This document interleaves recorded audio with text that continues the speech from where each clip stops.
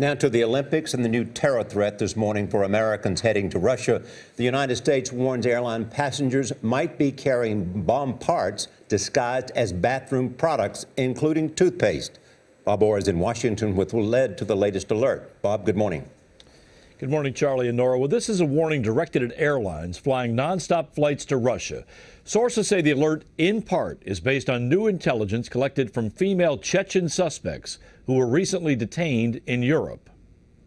The U.S. Department of Homeland Security issued a brief terrorline bulletin late Wednesday, warning airlines that terrorists may attempt to sneak explosives aboard planes by hiding the materials inside tubes of toothpaste or skincare products.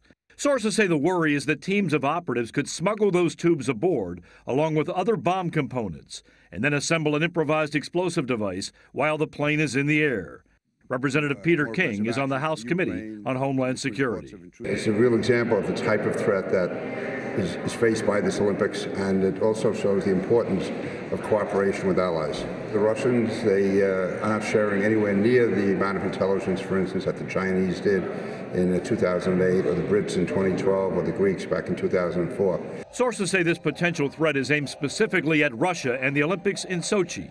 This alert is targeted primarily to foreign and U.S. airlines operating flights from international cities to Russia.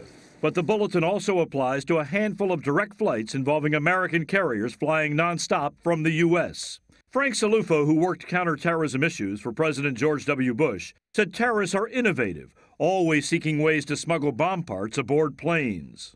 In this case, it happens to be toothpaste. In the past, it was liquids, and in the future, it could be something else.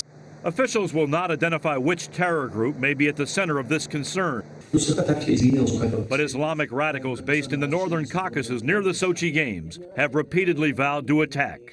Terrorists have always looked to major sporting events in the Olympics as lightning rods for certain activity.